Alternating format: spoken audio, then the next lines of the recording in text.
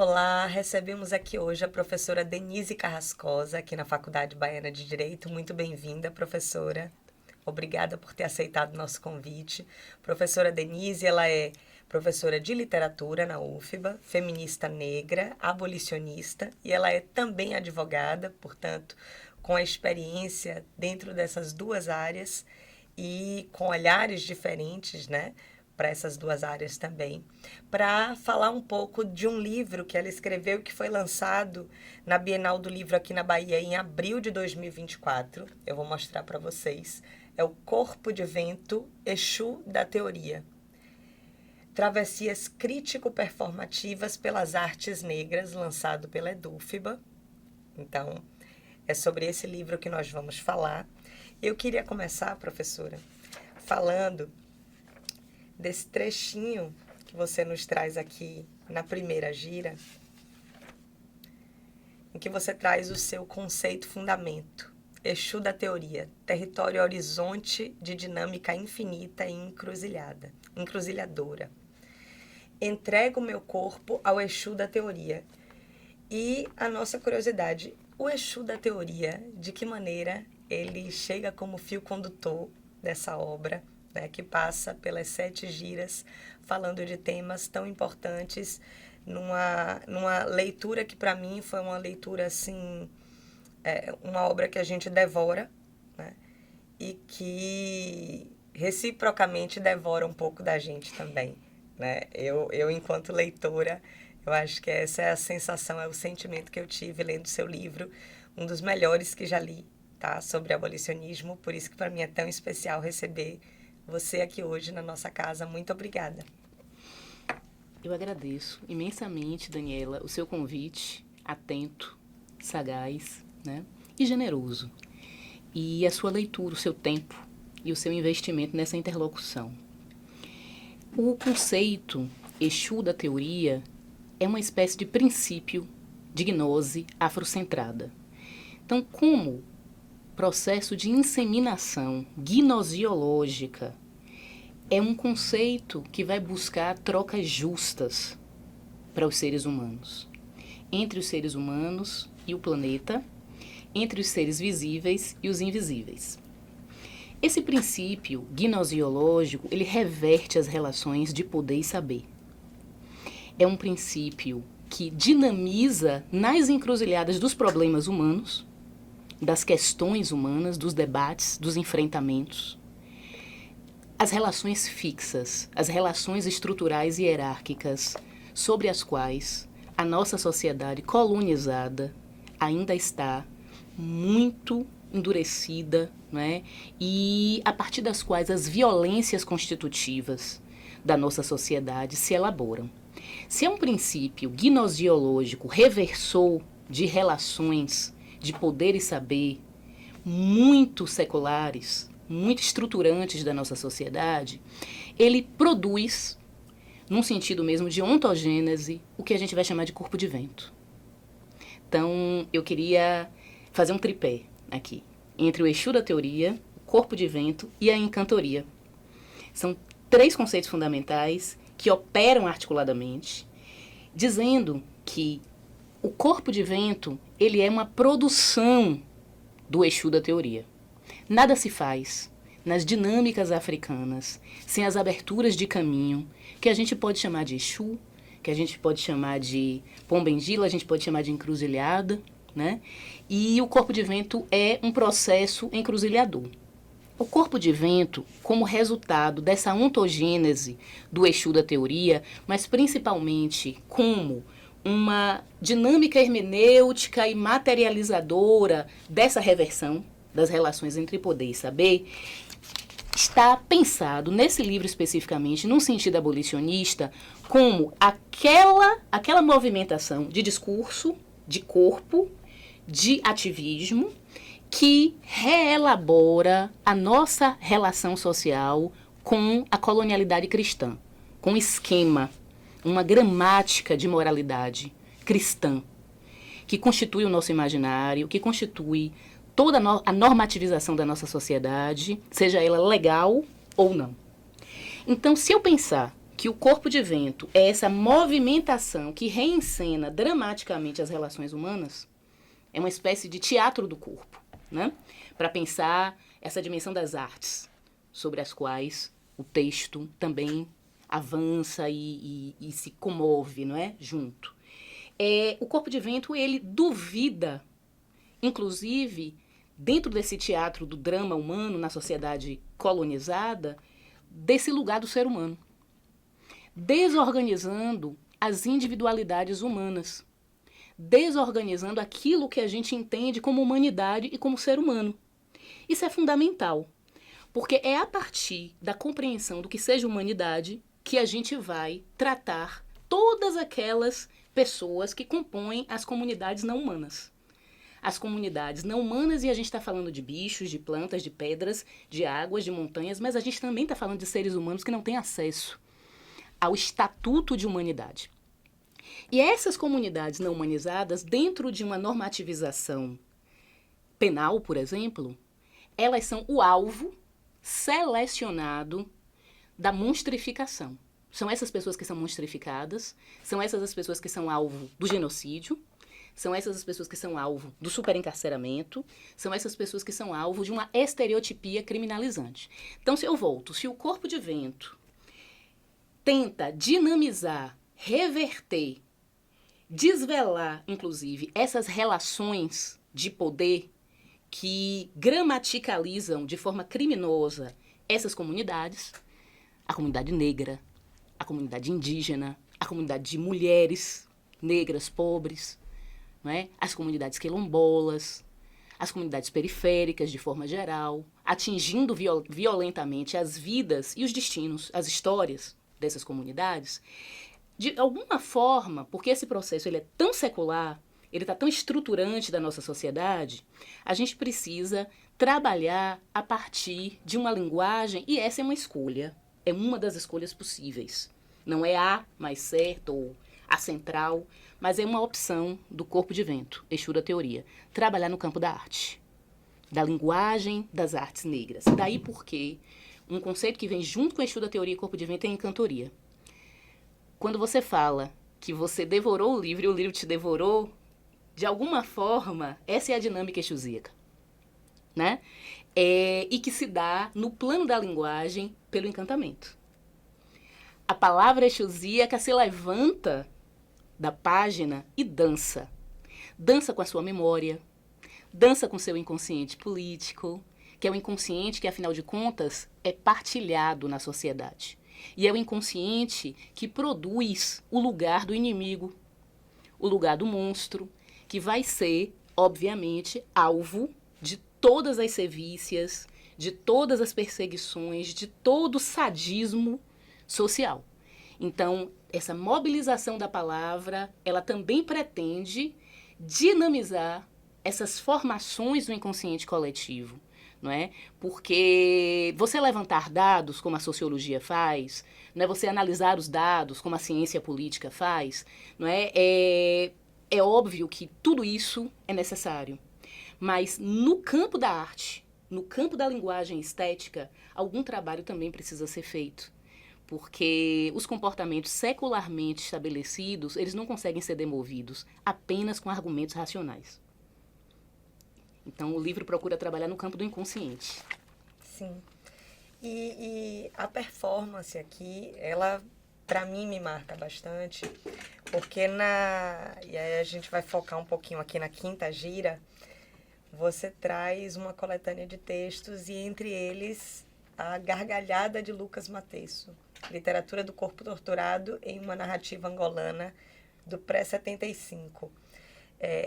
A gargalhada, assim como a performance, ela seriam formas de se reapropriar dessa condição de humanidade que o encarceramento e esse estado policialesco sequestram, né? De que forma você enxerga a performance aqui como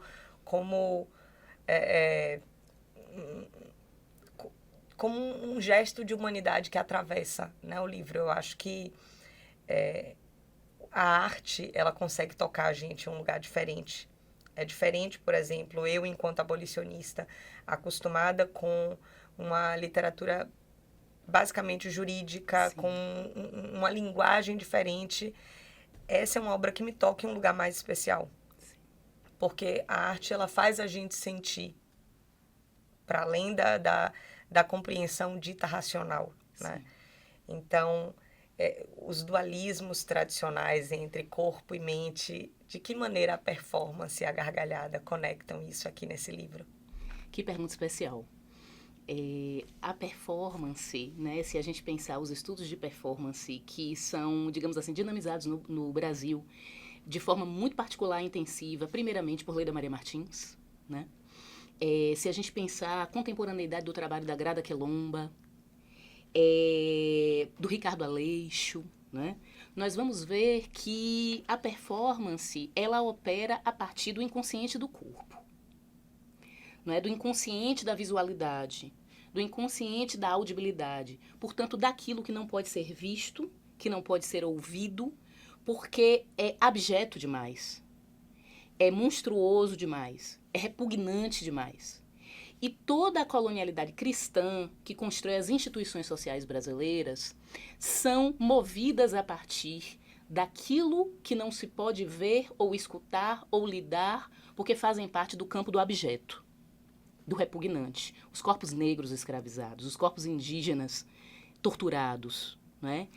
É essa abjeção que está no campo da nossa história de colonialidade que uma performance negra, por exemplo, uma performance indígena, busca regramaticalizar e tornar visível, e tornar audível, e tornar possível de se lidar dentro das possibilidades de relações sociais mais honestas, mais justas, como um princípio exusíaco de trocas contracapitalistas, né? Antirracistas, antissexistas. Então, a performance, ela, quando você cita o exemplo da gargalhada do Lucas Matesso, nessa narrativa angolana do Landino Vieira, né? É um homem que está preso e é um homem que joga com seu torturador a partir das palavras. Né? Que fato completo é aquele que o delegado de polícia esperava e que, na verdade, é uma comida com dendê. Né? Então, esse jogo com as palavras, que é contracolonial, é uma forma performativa de enganar o opressor, de dar uma rasteira, e aí eu estou falando, obviamente, da gramática da capoeira, que é uma das outras técnicas performáticas que nós trouxemos na afrodiáspora, e de produzir, tramar, trançar projetos de liberdade, muito embora o Estado esteja contra nós. Todo um aparato do Estado, obviamente, em conexão com um sistema de corporações, né, do capitalismo, e hoje do capitalismo avançado, que se tramam contra os corpos vulnerabilizados na sociedade. Então, a performance é um jogo muito lúcido. Eu trago a categoria dos hereis também nesse livro, porque os hereis, de alguma forma exusíaca, mascaram a resistência, transformam tudo em brincadeira. A capoeiragem é luta ou é brincadeira? O candomblé cobria tudo debaixo dos panos. A gente ainda usa essa expressão no português brasileiro. As pessoas fazem tudo por debaixo dos panos, porque por debaixo dos panos estavam assentados os nossos ancestrais. Então, a performance é esse jogo de corpo, é um jogo de linguagem que trama liberdades possíveis dentro de esquemas nacionais absolutamente violentos e bárbaros. Não é? Então, é um dispositivo fundamental de análise no livro Corpo de Vento, Exu da Teoria. Portanto, esse terceiro título, Travessias Crítico-Performativas pelas Artes Negras, né? Porque são atravessamentos que vão ali flagrando políticas de libertação para nós. Nessas políticas de libertação,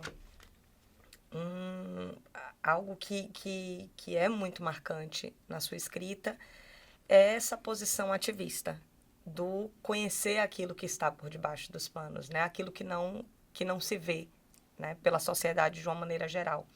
O projeto de modernidade, de encarceramento, ele vem muito com o distanciamento da sociedade e as execuções de pena, né? Então, as penas elas são cumpridas da maneira mais distanciada possível para que não se veja o que passa ali dentro. E na sua obra a gente tem uma pesquisadora que faz um trabalho diário, um trabalho constante do estar ali, onde ninguém quer estar, onde ninguém quer, né, estudar. E trazendo a relação disso com a narrativa de André do Rap, quando ele menciona a posição dele enquanto sobrevivente ao massacre de Carandiru, ele traz um diálogo em que questionam ele: você tá ficando louco? Quem é que tá te protegendo? Os caras vão te matar. Eu não vou fazer isso nunca, eu tenho minha vida. E eles questionavam sobre testemunhar formalmente sobre o ocorrido no massacre. E a resposta de Alan do Rap que você traz aqui no seu livro é: alguém tem que falar a verdade. O que nós passamos, ninguém mais passou. Fomos nós. E essa busca pela verdade, para aquilo que acontece e que o direito não mostra, o direito tem fracassado em cumprir, né, o seu papel de fazer justiça, digamos assim, traz um sentimento de medo para você, de tocar essas questões, que são questões politicamente tão marcadas por uma postura opressora do Estado. Esse falar a verdade, esse trazer a verdade, esse grito do seu livro, ele vem acompanhado com medo das consequências? A gente está falando de testemunho. O testemunho, dentro do imaginário discursivo ocidental, é o lugar da busca pela verdade. Ao mesmo tempo, do ponto de vista das provas num sistema de justiça, parece ser a prova mais fraca. Então, há uma oscilação. Há aí um paradoxo nesse lugar da produção do testemunho para o imaginário ocidental de forma geral e dentro dos discursos brasileiros sobre a verdade. Para pessoas que são perseguidas pelo Estado, mortas pelo Estado, como a população negra, historicamente no Brasil, esse lugar do testemunho é investido de uma descredibilização. Então, nós ficamos aí dentro do paradoxo do lugar do testemunho. Se a gente comparar os testemunhos de cárcere com os testemunhos de holocausto, nós vamos ver que há todo um investimento de credibilização nas vítimas do holocausto e todo um investimento de descredibilização das vítimas da violência carcerária.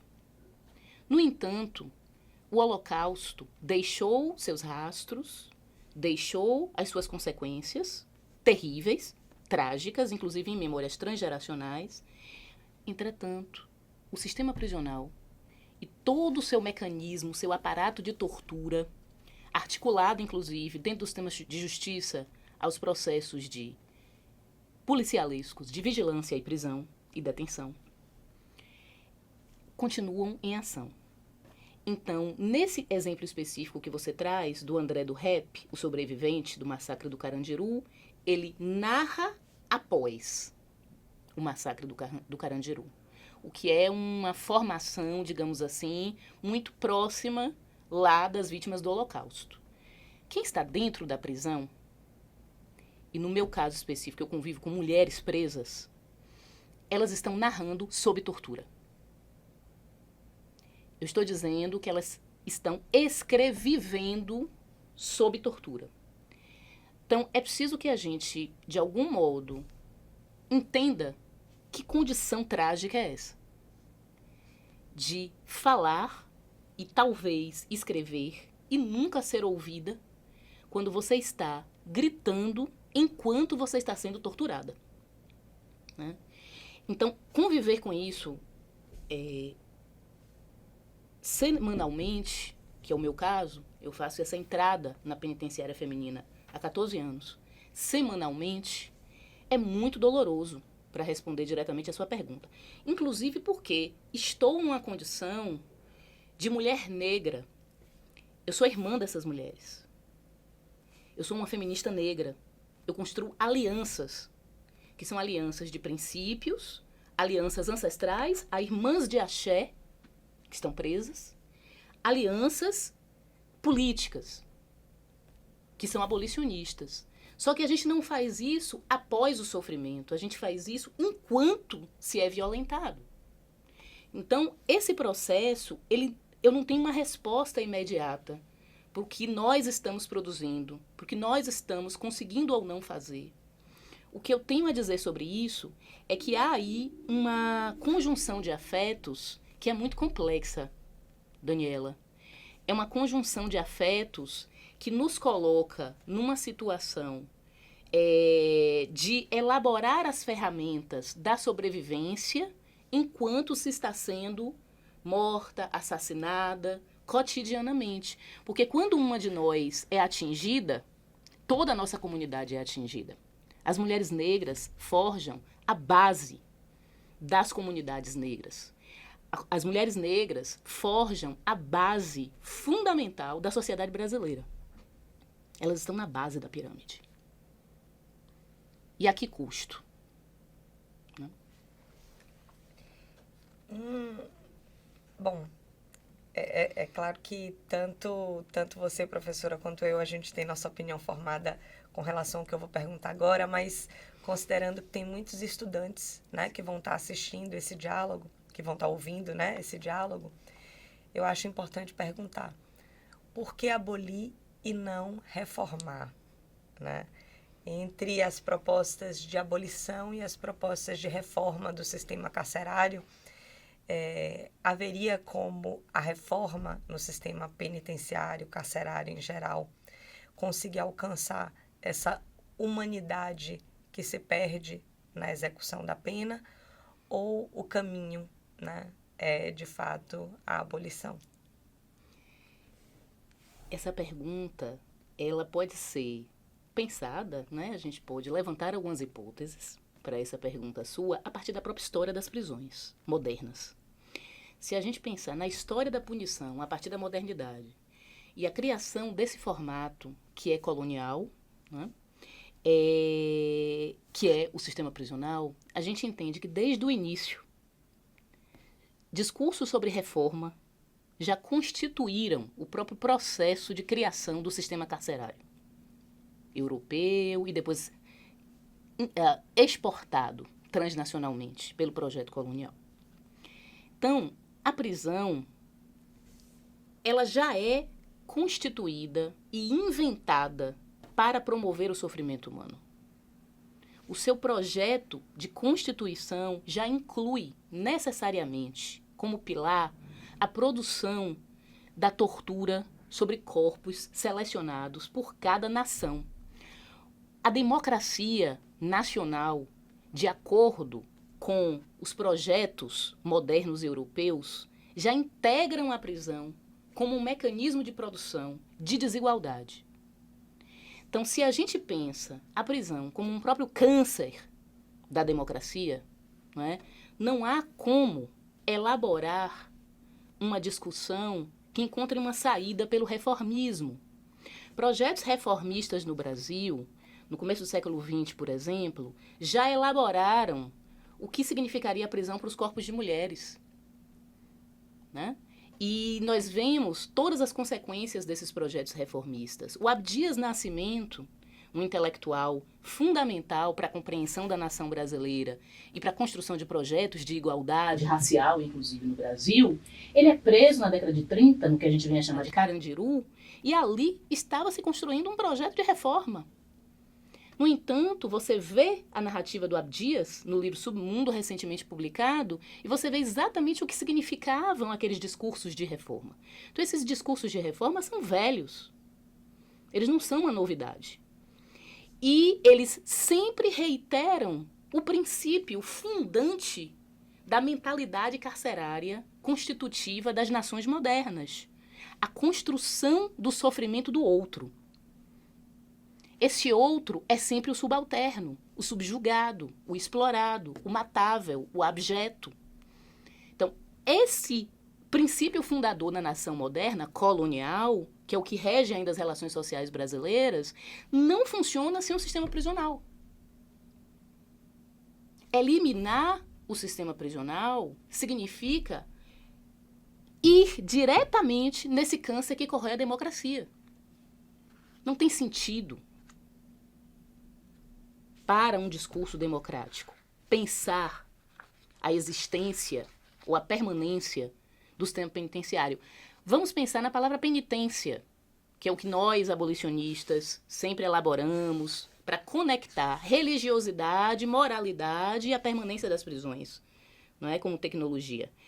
É exatamente essa moralidade cristã que faz permanecer nos nossos desejos de vingança, de retaliação, que se materializam no sistema prisional também, que faz permanecer esse aparato de tortura. Né? Se a gente pensar os debates que estão surgindo com esse PL que se levanta da ultradireita brasileira, dessas bancadas, né, que se organizam em torno da bala, do boi e da Bíblia, e esse PL que vai equiparar homicídio a aborto, né, a partir da 22ª semana de gestação, vejam os debates que surgem. São absolutamente carcerários. As perguntas que surgem, quer dizer que o estuprador terá uma pena mais leve que a vítima do estupro. Então, observe o tipo de comparação que se estabelece. Essa pergunta, que é uma das perguntas que está mobilizando o debate público, ela só passa o recibo, mais uma vez, de que a gente não consegue visualizar a abolição do sistema de tortura para corpos selecionados. Porque são corpos selecionados que serão presos. O tempo inteiro, o esquema da vingança e da punibilidade vai articular as nossas respostas a uma violência. E o que a gente não consegue perceber é que esse dispositivo é tautológico. Então, todas essas perguntas que nós fazemos, elas têm uma ânsia de julgamento, de vingança, que tem suas raízes na moralidade cristã. Para fechar esse ponto, se a gente tentar olhar um pouco mais para outros lugares epistemológicos, gnosiológicos, há um pensador congolês, que aqui na Bahia, 2 intelectuais importantíssimos vêm tendo esse trabalho de divulgação, que é o Bunsek Fukiao. Bunsek Fukiao, numa obra que foi traduzida por Tiganá Santana e que já vem sendo traduzida há um bom tempo por Macota Valdina, na Bahia, ele vai falar sobre crime e comunidade.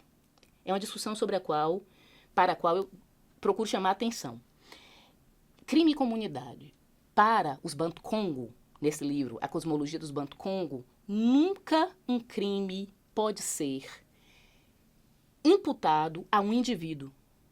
Quando um fato desviante das regras da comunidade se implementa, este fato ele é responsabilidade da comunidade. Portanto, um dispositivo no direito penal, que é a individuação da pena, ele cai por terra diante dessa perspectiva. Então, eu trago essa forma gnosiológica africana de pensar crime e comunidade a partir da obra do Bunsek Fukiao, só para levantar a poeira das discussões. Bom, professora, a gente vai já chegando, né, no fim dessa conversa, mas eu não posso deixar de trazer aqui um trechinho em que você fala da sua experiência, né, no Conjunto Penal Feminino de Salvador. Vou todas as sextas-feiras à Penitenciária Feminina de Salvador, dar aula para dezenas de mulheres. Entretanto, por mais que, durante 1 hora, nossos corpos se movimentem, respirem e conversem juntos, quando o pesado portão grade se fecha, ele se fecha nas minhas costas e nos rostos delas. E essa diferença me parece irredutível. Como diante desta diferença irredutível, escrever com elas e não por elas ou sobre elas, né? Já que essa é uma preocupação que você traz aqui no seu livro, e eu queria também te ouvir um pouquinho a respeito disso. É excelente essa pergunta. Quando eu fiz uma tese de doutorado sobre a literatura que vinha das prisões e tive que fazer um recorte espacial e temporal no Brasil, após o massacre do Carandiru, em 1992. Foi uma agonia tanto ética quanto feminista, negra, perceber que eu estava escrevendo por outras pessoas. E escrever e entender que o mercado editorial não tinha espaço para mulheres aprisionadas. Eu só consegui mapear textos de homens que eram publicados naquele momento ali no Brasil entre os anos, final dos anos 90, 1999, até mais ou menos 2008, foi quando, digamos assim, a porta do mercado editorial se fechou. Então, há aí uma questão ética que ficou muito desenvolvida, elaborada e continua sendo no Brasil a partir daquele texto famoso da Gayatri Spivak. Pode a subalterna falar? Qual é o papel das intelectuais e dos intelectuais nesse processo de fazer falar, de escutar, etc.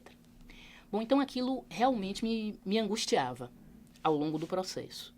E como eu venho de família negra, de juristas negros e negras, meu pai era um advogado negro aqui em Salvador, com escritório na Praça da Sé, eu sempre costumo dizer isso. E ele me levava, ainda criança, para o escritório, e ele tinha um trabalho voluntário de atender pessoas que estavam em situação de encarceramento, em especial homens negros. E ele me fazia ouvir, muitas vezes, as histórias desses homens. Então eu tive esse processo de formação política abolicionista na infância, dentro de casa. E aquilo realmente me incitava a saber como eu ia sair dessa armadilha, que é uma armadilha montada pela gramática colonial, acadêmica, universitária, não é? Para intelectuais do mundo inteiro, inclusive intelectuais periféricos e periféricas como nós. Então, assim que eu finalizei o trabalho de tese, eu me propus a construir um projeto dentro da penitenciária feminina do estado da Bahia, o Conjunto Penal Feminino. Isso foi em 2009. Eu defendi a tese em fevereiro de 2009. Em dezembro de 2009 já tinha um projeto aprovado. E eu começo a executar esse projeto em 2010. E ele se chamava Corpos Indóceis e Mentes Livres. Mentes Livres foi um epíteto que veio depois, porque elas trouxeram essa expressão para nomear a biblioteca, que a gente construiu em 2012. Então, Corpos Indóceis, porque eu queria guerrear com Foucault, teoricamente. Eu queria dizer não. Os corpos dentro das prisões, eles não são docilizáveis. Os nossos corpos de mulheres negras, não são docilizáveis. E eu constatei isso na prática, né? Então eu comecei esse projeto e é um projeto, como eu disse anteriormente, bastante complexo. Eu não poderia executá-lo sozinha. Eu estou ao lado de mulheres negras que, inclusive, encabeçam essa discussão do abolicionismo no mundo, né, e que apoiam o projeto e que desenvolvem tarefas, né, no projeto. Então, eu estou falando de Angela Davis, eu estou falando de Conceição Evaristo, eu estou falando de Luciane Aparecida, de Patrícia Freitas, de Márcia Lima. Eu estou falando de mulheres que se agregaram ao longo do projeto, e eu estou aqui, ó, de Beatriz França. E essas mulheres, elas têm, ao meu lado, nós temos imaginado, junto com as mulheres que estão em situação de encarceramento, quais as formas, estratégias, através das quais a gente está produzindo essa reversão, ou tentando produzir essa reversão de valores, de punição, de vingança contra os corpos de populações vulnerabilizadas, no nosso caso, no caso do nosso trabalho, de mulheres negras. Bom, e aí chegamos naquilo que eu quero lhe devolver como resposta. Em todos os anos do projeto, desde 2010, nós levamos não só a literatura, com a construção da biblioteca, mas também a fotografia, o cinema, a música, a dança, o teatro, a performance. Então, dentro de um elenco de artes negras, nós procuramos encontrar linguagens possíveis juntas, e eu estou falando das mulheres encarceradas também, para que aquilo que não pode ser dito fosse dizível. E elas então começaram a escrever muito e produzir peças de teatro, performances, fotografia, etc. E nós fazíamos, ao final de cada ano, uma produção artesanal. A gente começa em março, são 9 meses, a gente entra em março, a gente sai em dezembro, né? Inclusive nos anos da pandemia, nós fizemos aulas virtuais, em 2020 e 2021. E, ao final, a gente tem algum tipo de produto que dá conta desse processo de criação artística que aconteceu ao longo do ano. E esse produto é, digamos, um elo com a sociedade, para que a sociedade compreenda que ali não foram enterradas pessoas monstruosas. Ali pulsa a vida, pessoas que têm projetos de futuro, de reconstituição de suas famílias, projetos profissionais. E essas pessoas, então, e o que a gente fazia até 2017, mais ou menos? A gente elaborava esses produtos e sempre ao final a gente fazia algum tipo de rito de publicação. Então a gente chamava artistas para dentro do presídio, pessoas do próprio sistema de justiça, intelectuais, ativistas, iam encontrar com essas mulheres e se relacionar com esses textos. Fossem eles escritos, fossem eles encenados, musicais, dançados, o que fossem. A gente tem alguns desses livros de artistas, inclusive a gente saía distribuindo na cidade nas mãos de pessoas específicas. Mas a gente encontrou em 2019 uma editora negra de Salvador, a editora Oguns, Toques Negros, que comprou a ideia e aceitou a ideia de publicar a produção dessas mulheres. Veja, é arriscado, né, para uma editora publicar textos de pessoas que foram criminalizadas pela sociedade, chegando a ser sentenciadas e encarceradas. Mas a editora aceitou a proposta e a gente criou um prêmio literário, que a gente chama de Prêmio Literário Abolicionista Maria Firmina dos Reis, em homenagem à primeira romancista do Brasil, a primeira mulher que escreveu de forma abolicionista do Brasil, no século XIX. E nós, então, entregamos esse prêmio literário ao final do ano a 3 mulheres encarceradas e publicamos o resultado de toda a escrita dessas e de todas as mulheres que participaram no ano em um livro. Primeira vez que a gente conseguiu publicar esse livro foi agora em 2022, foi o Firminas em Fuga, um livro de poemas. Publicamos também o ano passado, lá na Flip, a gente lançou o Pacto de Bocapio. Né? E um texto, ele é poético, um livro é poético, outro livro é dramático, a gente está falando de performance e teatro, e a gente está vindo agora com o livro Se Anastácia Falasse. É um livro de contos. Todo o dinheiro da venda desses livros é revertido para o Prêmio Maria Firmina dos Reis, que é um prêmio também em dinheiro. Então, o ciclo de produção desse material, ele retorna para a mão das mulheres que estão encarceradas. Então, foi o que nós, Corpos Indóceis, né, e aí na editora eu preciso mencionar os nomes de Mel Adum, Guel Adum, Dada Jax e Yuri Cruz, que daqui a pouco vai estar com a gente no próximo projeto também, de Se Anastácia Falasse. Todas essas pessoas e essas mulheres negras que estão junto conosco, né, no projeto, Bruna Bastos, a gente se organiza para responder a essa sua pergunta. Como fazer com que essas mulheres sujeitas à violência do Estado, desde antes mesmo do encarceramento, falem, tenham uma plataforma de possível escuta pela sociedade.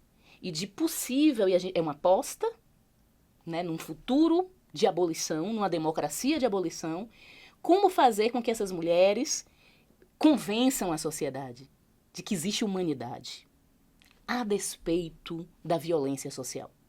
Né? Então, eu tenho elaborado um pouco essa relação com essa angústia de lá, de 2005, 6, 7, 8, foi o período de produção da tese, dessa forma. E sempre bem acompanhada pelas próprias mulheres que estão encarceradas, elas vão dando opinião, como vai ser a capa, quais vão ser os textos que vão entrar, quais vão ser os temas, o que a gente vai ler, como a gente vai fazer, e todas essas pessoas que eu citei, que eu não citei também, que vêm acompanhando o projeto, apostando, engajando, investindo seu tempo, seus esforços, seu intelecto na produção desse discurso coletivo. Incrível, professora. Completamente incrível. Pena que a gente não tem mais tempo, porque são tantas curiosidades, são tantas coisas que eu queria, né, ainda dialogar contigo. dizer aqui de público que a professora Denise Carrascosa é, para mim, assim, uma referência enquanto professora, mas principalmente enquanto pessoa, né? Para mim é uma tristeza ainda não ter sido sua aluna. É algo que eu quero o quanto antes, né, poder experimentar. A minha irmã, inclusive, é sua aluna e é apaixonada. Mas eu acho muito importante essa voz que inspira e que traz para a gente o abolicionismo não como uma matéria teórica, mas como uma conduta prática e política diária, né? De resistência, de luta, de mudança de perspectiva, de quebra de paradigmas, né? E é por isso que, para mim, a sua escrita ela é tão potente. Então, queria te agradecer, né, por esse diálogo, por esse encontro. Dizer que eu quero ainda já deixar aqui o convite para que a gente depois grave outro podcast, tá? Compacto de Boca Pio. A cumplicidade silenciosa do feminegricídio no estado, de Estado nas prisões, tá? Também aqui, lançamento desse ano da professora. Mas a gente vai ter que ter um momento só para falar desse aqui e te agradecer, professora. Espero que a gente não demore a se encontrar de novo.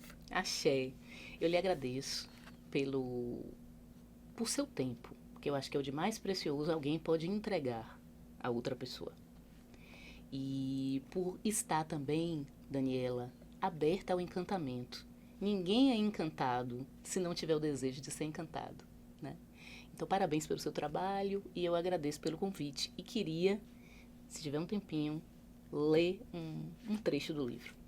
Por favor. Para finalizar. A prisão é isso apenas. Suplemento ativo que é da escravidão.